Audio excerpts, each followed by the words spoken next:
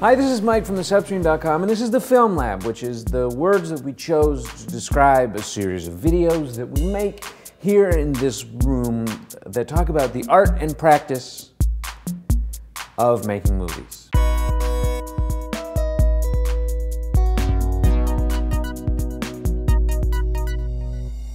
This is part one of our special two-part mini-series about stop-motion photography, in which I'm going to be talking about the history of stop-motion, what it is, basics, and why it rules. So if you're not interested in hearing about that, then peace. Every camera on Earth that's used to produce motion pictures does so by taking a whole bunch of still images really fast, like even faster than that, like 24 or 30 a second. And then when you play back those still images, if you do fast enough, you can trick people, like I'm tricking you, into thinking that they're looking at some kind of fluid motion rather than what they're actually looking at, which is just a series of still images. Stop motion is a technique that takes advantage of that illusion, that takes advantage of our brain's ability to translate still images into fluid motion, to make it look like things that could never move on their own, like a penny sliding across a table or a King Kong model on top of a model building beating its chest, are actually moving on a screen. So what you do to create that motion, to create that illusion of motion, is take the thing that you want to make magically move, like a penny, and you photograph it.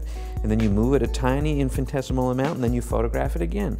Move, photograph, move, photograph, move, photograph, move, photograph. And if you've done that 30 times, you'll have 1 second of stop-motion animated footage in which your penny moves as if by magic across the magic table because it's a magic penny. It's a technique that's been used since literally pretty much the beginning of filmmaking and still used today. It's one of the very few effects, practical effects, that hasn't been completely supplanted by CGI technology. And that's partly because while it's super huge pain in the ass to do, where you have to be incredibly anal and meticulous, and everything gets ruined if your camera gets bumped, or a dust goes on it, or you forgot where the light was and you have to pay attention to everything, you can achieve literally incredible things for not much money in your basement. Like AT-ATs storming the snowy field of, what is it, Hoth? Hoth, yeah. Hoth. And then he flies out, right? Yeah. You can do stuff like Ray Harryhausen's 7-skeleton sword fight, or stuff like Coraline, which is one of the best movies of the past couple of years that was all done with stop-motion animation.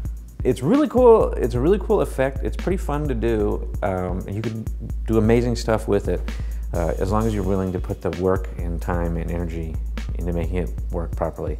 And I hear my friend Ryle wants to talk about how it's getting even easier to do now.